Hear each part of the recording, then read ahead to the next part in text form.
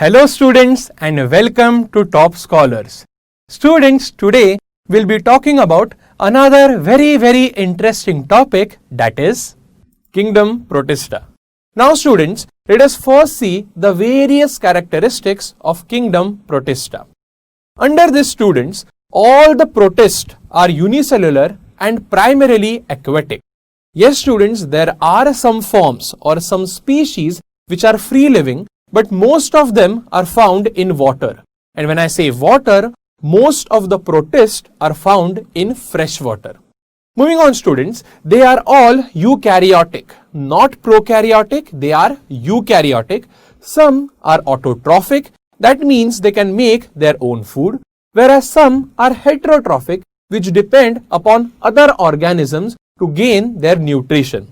Some have a flagellum which is used for locomotion. For example, do you see this beautiful image of the organism known as euglena? Euglena has a single flagellum which is uses for locomotion, whereas amoeba uses false feet, that is pseudopodia, for locomotion. Whereas paramoecium, can you tell me what paramoecium is using for locomotion? Do you see those thousands and thousands of minute bristle-like structures? These are nothing but the cilia, which the paramoecium uses for feeding as well as locomotion. Now let us see how does amoeba excrete or excretion in amoeba.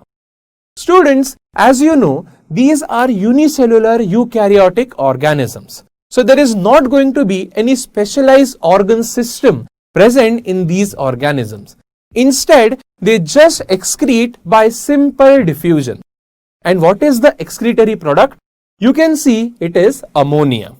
Okay students, ammonia from amoeba can be expelled along with water from a specialized vacuole which contracts, and as it contracts, it throws out all the excretory waste. Students, this specialized vacuole is called as the contractile vacuole. To learn more about this topic, download Toppscholars app.